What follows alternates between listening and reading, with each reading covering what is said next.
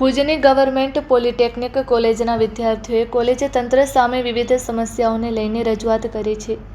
વિદ્યાર્થીઓના જણાવ્યા મુજબ કોલેજમાં પીવાના પાણીની યોગ્ય વ્યવસ્થા નથી, સાથે જ કોલેજના વિવિધ વિભાગોના બાથરૂમમાં સફાઈનો અભાવ હોવાની સાથે પાણીની પણ સમસ્યાના કારણે વિદ્યાર્થીને હાલાકીનો સામનો કરવો પડી રહ્યો છે।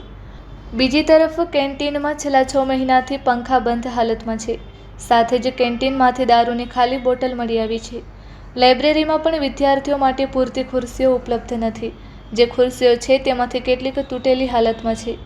કોલેજ પરિસરમાં વૃક્ષારોપણ બાદ યોગ્ય જાળવણીના અભાવે બાવળિયા અને કાંટાળા ઝાડ ઉગી નીકળ્યા છે, તેમજ વિદ્યાર્થીઓની રજૂઆત બાદ પોલિટેકનિક કોલેજના પ્રિન્સિપાલ હરકતમાં આવ્યા હતા। તાત્કાલિક સંબંધિત વિભાગના વડા સાથે બેઠક યોજી જરૂરી સૂચના આપી હતી।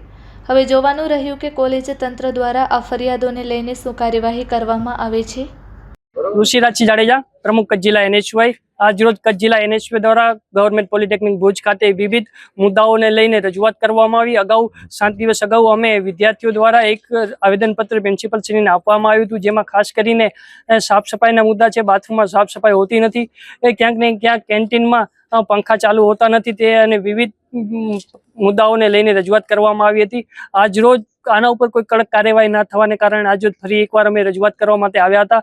જ્યારે આજે અમે વિવિધ બાથરૂમોની વિઝિટ કરી ત્યારે તમામ ગંદકી અને ક્યાંય પણ પાણી આવતું નથી, અને ખાસ કરીને જ્યારે કેન્ટીનની મુલાકાત લીધી ત્યારે કેન્ટીનમાંથી દારૂની બોટલો મળી આવી છે, અને ક્યાંક ને ક્યાંક પોલિટેકનિકનો સ્ટાફ ગાંજા જેવા નશીલા પદાર્થો નું સેવન કરીને કોલેજમાં ફરે છે, અને ક્યાંક ને ક્યાંક આમાં વિદ્યાર્થીઓ ધકેલાઈ રહ્યા છે। ક્યાંક ને ક્યાંક આના આધારે વિદ્યાર્થીઓને પ્રોત્સાહન મળી રહ્યું છે કે આ નશીલા પદાર્થોનું સેવન કરવા માટે ખૂબ જ ગંભીર બાબત છે। આના ઉપર કડકમાં કડક કાર્યવાહી કરવામાં આવે।